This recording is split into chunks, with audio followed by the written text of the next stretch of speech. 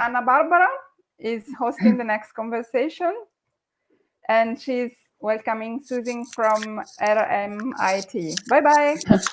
Bye, Sylvia. Hi. Okay, hello, Suzie. Hi, Anna. How are you? Okay, I'm fine. I'm fine. This is night time here, and well, it's morning time as well. So I was thinking, for the first time, we can say good morning to each other, because usually it's my night time and your morning, but it's both our mornings. But yes, in the morning for you is very early. Yes, it is, but it's fine. And this marathon is taking very interesting moments for us. So, Suzie, welcome to the marathon. And your keyword is a very topic one, because it's relation. And relation is the very fragile point during the lockdown. Relation between people, relation with the places, and sometimes analogical relation, physical relation, and digital relation. So what do you think about why for you is so strategical? Okay, so I've just prepared a little sort of introduction. So if I just speak through that and we can open up the conversation from there. Is that okay with you, Anna? Yes, it's fine. Yeah. But I just wanted to start by just saying how much I appreciate this opportunity to think through these issues together with everyone around the world, and also especially with you in Milan, because I just remember when I first heard about what had happened in Milan when the virus struck, and it was just so shocking, because there's you and many colleagues at the Polimi, and it was just feeling like it was just so extraordinary that this was unfolding. And I suppose, just by way of introducing relation, just a little bit of my background. So I'm Associate Dean Interior Design at RMIT, and we work with the word design in relationship to interior as a kind of critical conjunction. So thinking about designing interior. So it's a little bit different from the term interior architecture, where, but interior architecture is a kind of interior designing. But we also just have many other approaches. It's like an expanded idea of interior. And I suppose the key thing with thinking about relation for me is thinking about interior and exterior relations. And you can't have one without the other, even though I guess in the 21st century, there's a lot of talk about a continuous interior, or that we're all just going to be inside as we sort of push the overwhelming, threatening exterior with climate change and all sorts of things happening, and now also the virus. But I guess just here in Australia, the experience of living in a land with the longest living culture, the Indigenous Aboriginal culture, which is over 60,000 years. And there's just, a really sort of critical, palpable sense of this in terms of issues of occupation of space and, the dominance of a presence, and how we make, how it's coming from sort of an outside, a colonial history, and how we make relations within that is a kind of key thing that a lot of Australians, in all sorts of areas, are really thinking about.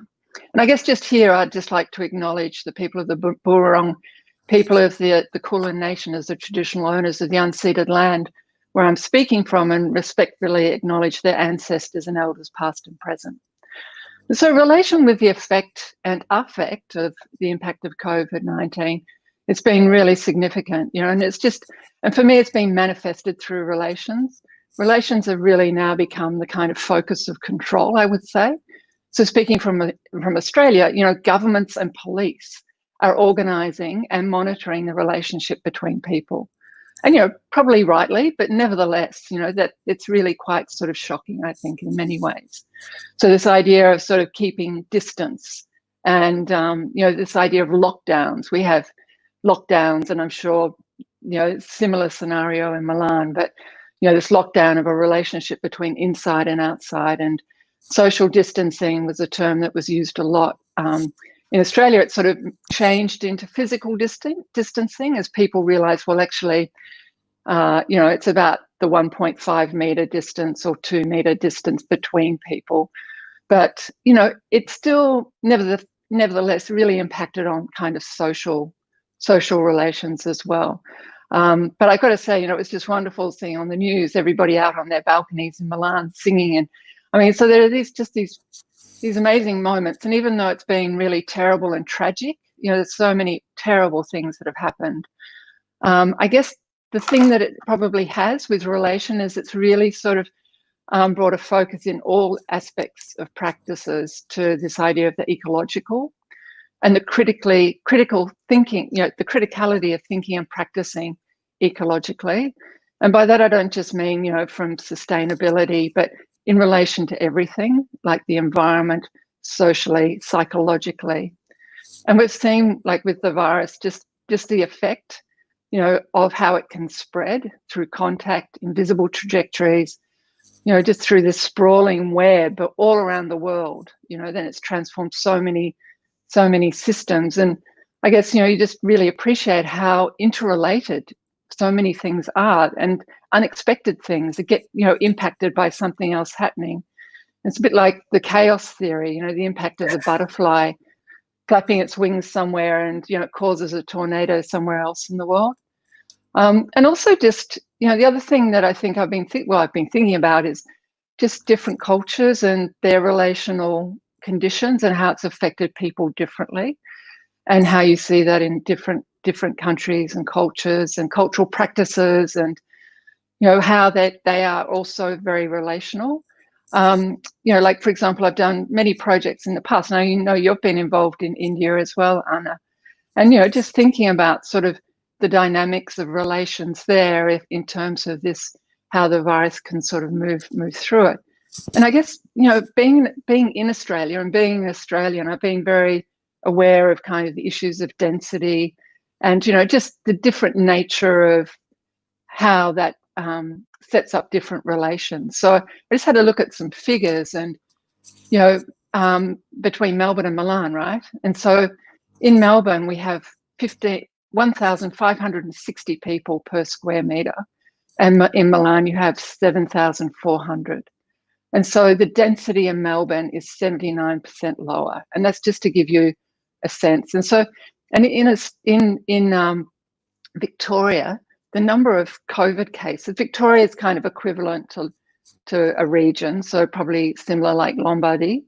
And I don't know about the actual size, but, Okay. as a region, but we've had 1,804 cases, right? And Lombardy's had 93,000 or over 93,000. And, in Victoria, we've had 20 deaths. And while 20 deaths is the death of anyone is terrible, I mean, just to compare it to what's happened in Lombardy, which is over 16,000. And I mean, it's just, it's, just even having to process and work through those kinds of things. And I guess just being situated here in Melbourne, and the difference between trying to imagine being situated in Milan. I mean, these are really sort of kind of challenging, critical, difficult things to be thinking through. And Australia's very much aware of Australia's history, as I was saying, and also, we're an island, and so we've got borders. We can close them, and they've closed them to refugees, and now it's closed to the virus. And it's all about insides and outsides and quarantine. And I'm just grappling with all of this. I think it's in some, it's too soon for solutions or ideas, but there is this sense, and I think that's what's great about this conversation, is now, it's time perhaps to start talking about what we can do, and what we can do as designers too.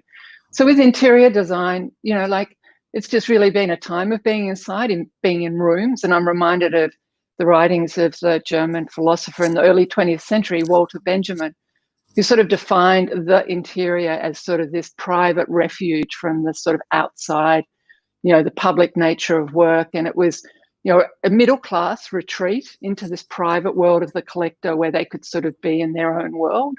Cool. And, I just this whole middle class thing too, like being able to have social distance even to begin with. And Sam, who was on earlier before, just the things that this has escalated around domestic violence, and it's just not sort of a kind of straightforward thing of thinking, oh well, we can all just be in our nice refuge in our houses and homes. So just this idea of, practicing and thinking about interior design and in an expanded way and as relational between people and their surroundings. There's really significant potential for interior design practice, obviously, and the really familiar commercial conventional practices like workspace, retail space, hospitality, museums and exhibition, residential, all of these have been impacted from a relational way, so how, we could go out and do projects in the retail environment and, which has gone increasingly online, but how to start thinking about how to make these relations. But I mean, I sort of really feel that these kind of the huge challenges these times have opened out is, like it's really calling for a sort of significant paradigm shift. And, I'm really resistant to this idea of sort of thinking, well, let's get back to the new normal. Because, we've experienced that we're not in control of determining our relations, that we're always sort of, like it's very much like being in the middle. We're grappling all the time with uncertainty and, we can't control things. So how do we work in this kind of, in the relational way, which can sort of work with uncertainty and not try to sort of get it back to something like, a normalcy, like, which is just really familiar and keeps us all super comfortable. Because I feel that, you just sort of see a lot of the news and it's all about, oh, okay, we can all go back shopping and, and it's all about reinstating the consumer and capitalism. And so I think, we're just really at this significant moment where, we're challenged as human beings and challenged with this idea of it all being about us and being human-centered and we can control relations.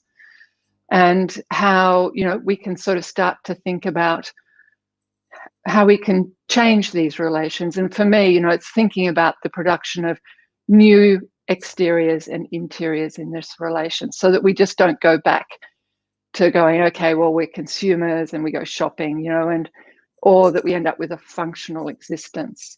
And I'm nearly finished. But I think the thing is, because what we're sort of seeing in education, say in Australia at the moment, is that there's the government has just brought in big cuts to any subjects that are not seen to be producing students that are going to be job ready. So the humanities, things like the arts, like history, are going to cost a lot more for students to do than other courses which are seen to produce student, graduate ready. Fortunately, design fits into that kind of seen to be workforce ready.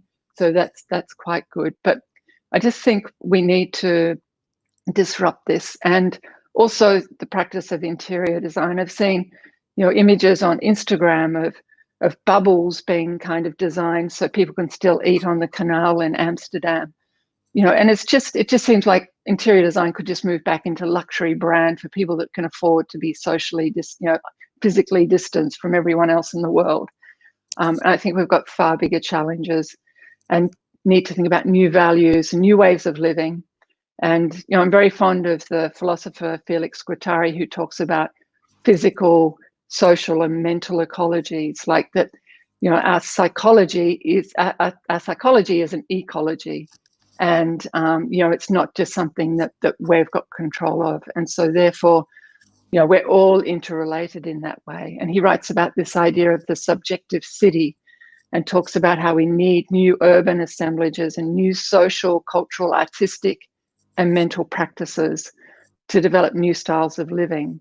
And, I just think this thing is kind of really critical, and especially cultural practices, because at the moment they seem to be the last thing on anyone's agenda. And yet the kind of cultural relations that sort of really kind of produce the ecologies that we're in are really sort of vital. So those are the things that are concerning me around relation, Anna. Yes, but I want to say about relations. During the lockdown was evident that to be locked down is not the same if you live in a very large home or if you live in without home. And I think that okay, the virus affected in a very democratic way, all of us, but the solutions and the way of react was completely different depending on your social position. Yeah. Okay. So what do you think? What we learned about this? Well, I mean, I think what we need to understand is that it's very dynamic, and that, as you say, I mean, while it was democratic that everybody was locked down, I mean, the effect of that, because everybody is in such different situations. I mean, like there's just we had a number of students who were in lockdown who were international students, and and they couldn't return to China at that point in time, and yet they were living in these very, very tiny little apartments and couldn't even really go out into the corridors. So and you can see here, like, sort of, I've got a room, and it's kind of, people just have these all different conditions with lockdown. And I think, I mean, I think the main thing is in terms of with design, I just don't think it's about sort of thinking about solutions. I think, I mean, it's very important, I think, that we start experimenting and thinking about new possibilities, because solutions just mean that we're just working with what we already know. And I think this time really demands that we've got to be experimenting with new things. Yeah. And what about intimacy? Because it is exactly as you said. Now during the lockdown, we enter in our students' room, in our student, let's say, context. And so in a certain way, we lost part of our intimacy, because our interiors are not anymore the cocoon to protect our hidden life, hidden part of the life. So what do you think about the fact that this is, like Marc Auger was saying, interiors are more open and globalized, visible than the exteriors? Yeah, look, I didn't, I agree with that, but I think that, like, and that's part why I wanted to have this window here, because I think that it's not an either or situation with exterior. I mean, exteriors are there, but maybe, it's just not sort of engaged with, and certainly the virus and weather sort of make that really, really palpable. But in terms of intimacy, again, I just think it's ecological. I just think, the notion of intimacy as we understood it is transforming and changing. And I find that, so, with an understanding of a home, and, like, you can sort of see I've got boxes that I'm packing over here, and, like, what the nature of home is, I think, is a concept that many people have, but it's very different in all sorts of ways. It's not the same. It's not necessarily a kind of even a physical space. I mean, I've done work with young people that have been taken from their families because of sexual abuse and or neglect, and placed into government state care for their well-being. And so what the nature of home is for them is, it's not like this space that they might be sitting in, but it is more like a concept. And so I think, we just have to be really attuned to how these are ideas that are sort of relational ideas that are shaped and informed by, the kind of the current sort of ecological conditions we're in. So, for example, I remember when we had a conversation the other night, well, my night, your morning, but I was just telling you with my parents and just how I haven't seen them, and even now I'm getting a bit upset. So there's just, like this, so there's just different kinds of, which I didn't really expect would happen, that I'd sort of be that upset about not seeing them, because they're not far away, and we catch up on Zoom, but there's just, this different relation that I'm experiencing with them. Yes, it's true. And also the last time we were talking about the new spaces no, that we thought that were not so important, like the Yeah. balconies and the corridors. Yep. And many times came out from these talks the word neighborhood, Yeah. that Sure. I and these spaces between the interior and the exteriors, like the gardens. What do you Yep. think about? Yeah, well, certainly. I mean, neighborhood is another kind of ecology, but I just want to move away from thinking about interior and exterior as inside and outside space, and to think of it more as a condition. And so the exterior that surrounds, and it's the same, like that. I think that's a wonderful thing about interior design is this space here, this room can be many, many interiors. It's not just one interior. And, depending on who's in it, and like as I was saying, it really is depending on kind of the sort of relations that get made. So sort of if somebody else coming into this room will sort of have a sense of its different kinds of interiority and interior conditions, and the same with exteriors. And I think that interior designers, to be working in the relational, we can actually make new interiors so that we don't feel like anxious, psychological, internalized subjects who are totally isolated in this world, by also transforming and thinking about what are the exteriors. So it's not just about an interior and exteriors and inside and outside space. That's very, for me, that's very architectural thinking. But instead to think about the production of conditions and how, like I think it'd be fantastic. The coronavirus has sort of interrupted this a little bit, but it's, the Anthropocene and what's happening in terms of globally and environmentally is so significant. And yet, our attention is sort of shifted to something else now. And so all of our exteriors are concerned with the coronavirus rather than some of the other bigger, other issues. And I mean, it's the nature of our worlds. Our worlds are sort of, well, we have things that concern us as an exterior that then forms our interior world. But, I think as designers, we can interrupt that and shift that and open out new possibilities through design interventions.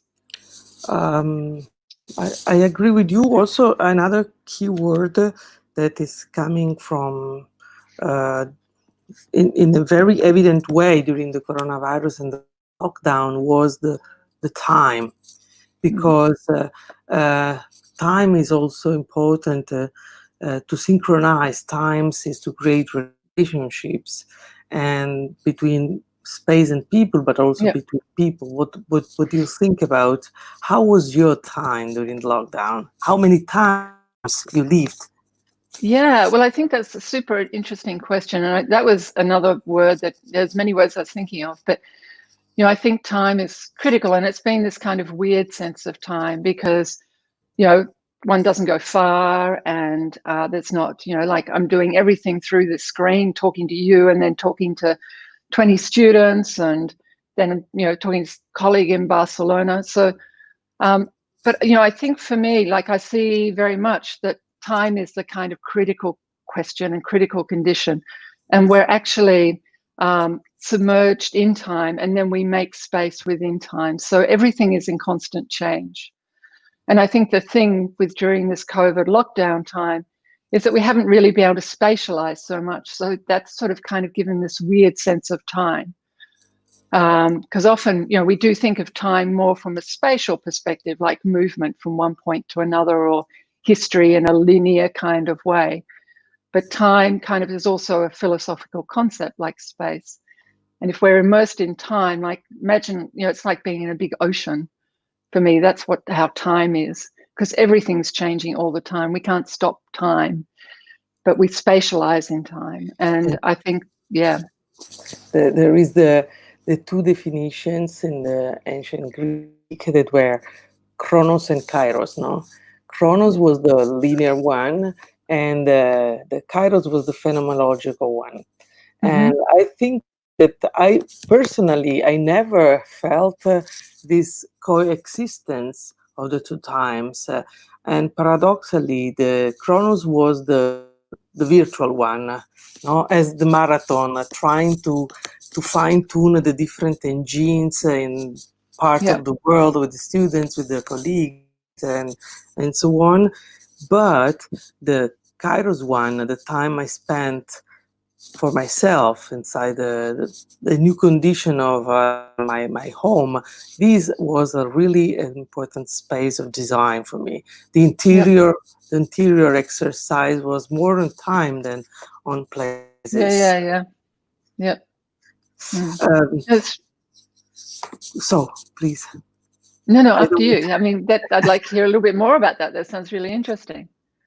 Another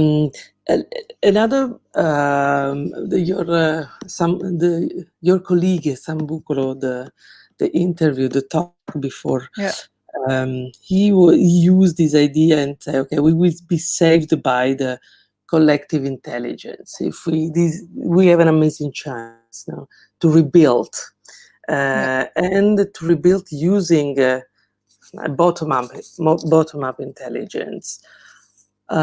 Last question is, what is the role of design and also the role of the professor, the universities, the academies into this new frame? Yeah. I mean, that's a super interesting question at this point in time when we're all sort of really challenged in terms of education and research, because research has just kind of totally stopped in a way at this point in time.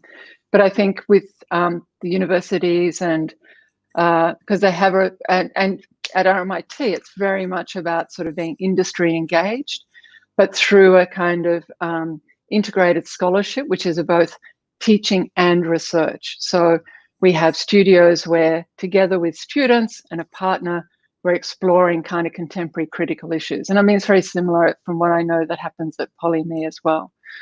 And so I think this is really the sort of key role for the universities and professors and for students of design, is to be sort of through this opportunity of design studios to be addressing these kind of critical issues, but in a way where it can be open to experimentation. And, and experimentation offers solutions, but it's not just kind of trying. The solution is always sort of, once you have a question, like you have the answer. So this is about asking new questions. I think it's a time for new questions and new propositions. And that's really what the university and professors and students can do together. It's really critical. And I think, just this idea of a kind of collective intelligence, there is a sense of it, things being very kind of collective. But, I just think also we need to move that it's not just about a human-centered or human-focused response.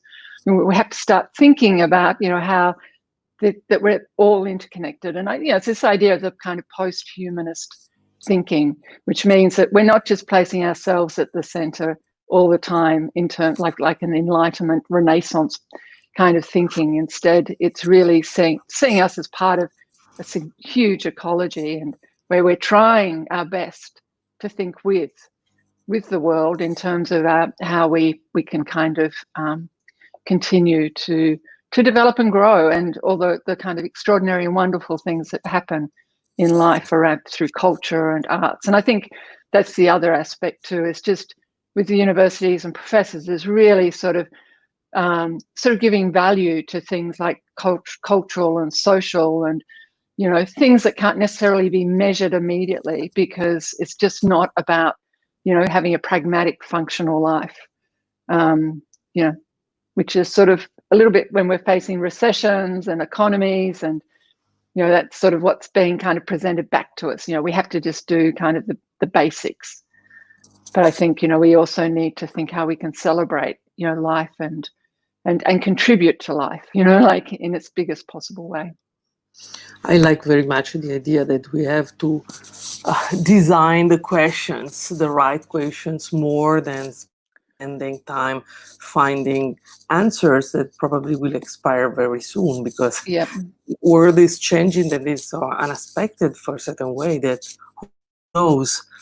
So sometimes we teach to drive a car, or we teach to watch the world more than to to solve problems immediately. Yeah. That is not that easier. Yeah. And just, you know, like every student that we're teaching is going to be practicing design for the next 50 years. I mean, you know, like, and it's really preparing people to go out into this world that we don't know what it will be like.